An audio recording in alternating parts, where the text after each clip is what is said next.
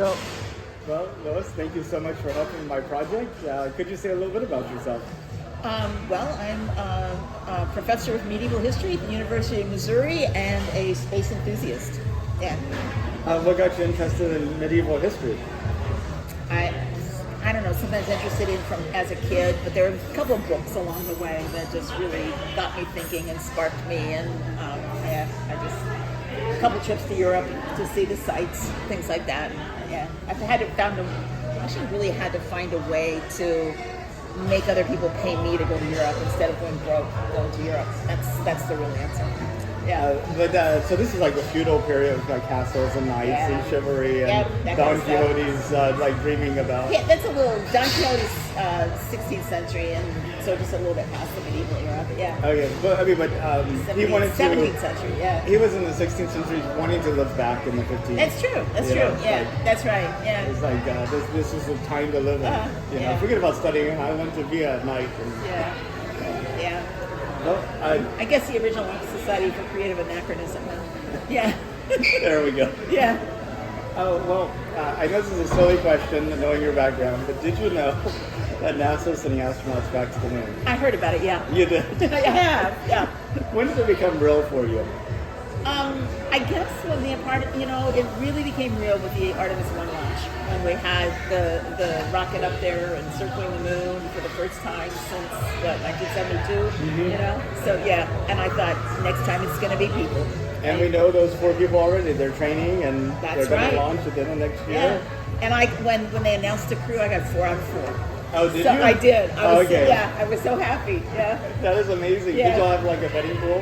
No, not really. But we were talking about it, and we had the commander. We knew Reed pretty much, was there, and we knew it was going to be one of the, Christina or somebody, one of the female trainees. So a couple of people went with Anne McLean, for the next person, but I think she's going to be the walker.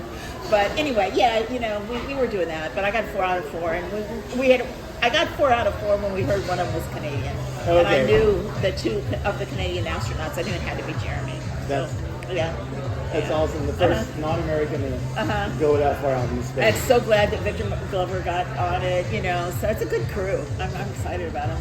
I know, and there's a movie poster at work with them on it. Oh, really? I want to see that. Really neat. Yeah. What do you think about us going back to the moon? I am so excited about this, and a lot of people think like everything's been done on the moon. We went there 6 times. We landed there 6 times back in the 60s and 70s. Why are we bothering again?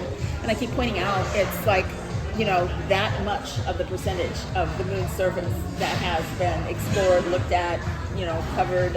We don't really know what's there.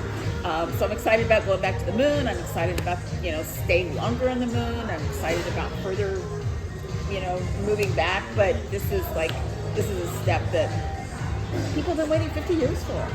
Yeah. Whenever you think about the future of humanity, like 200 years out, what does it look like to you? I'm getting old and pessimistic. I have to say that. I never was that way, and I don't know. If we make it, I also think it's impossible to say. It's really impossible to say. When you look back at 50 years ago, 100 years ago, things like that. Even as a historian, sometimes I make my students do little exercises like, let's pretend you're Rip Van Winkle and you fell asleep in 1300, but then you woke up in 1500.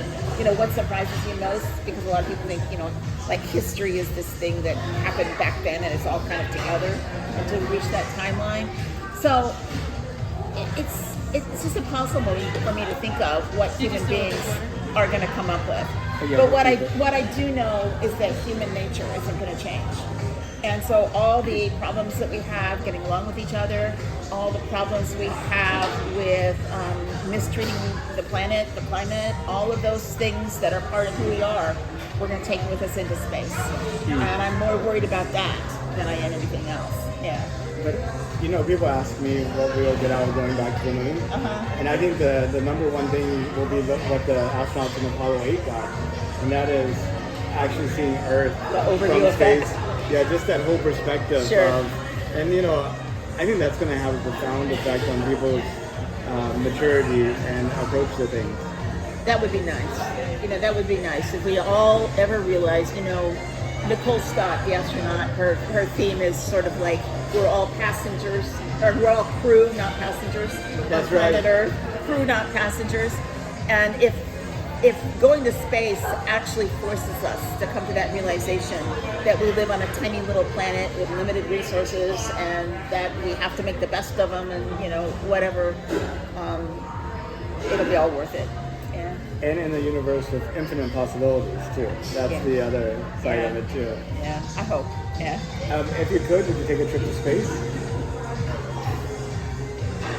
I would love to go on a limited LEO orbital kind of trip, something like that. And I have to admit, first, at my age, I mean, I'm not as old as John Glenn was when he went on his orbital thing at 77. But at my age, and I'm 67. I'll be, I kind of think this is a young person's game. I'm really excited to see what the Artemis generation is going to do. Yeah. Well, I thank you so much. I really appreciate your time. Thank you. Yeah, what a great project. Thank you.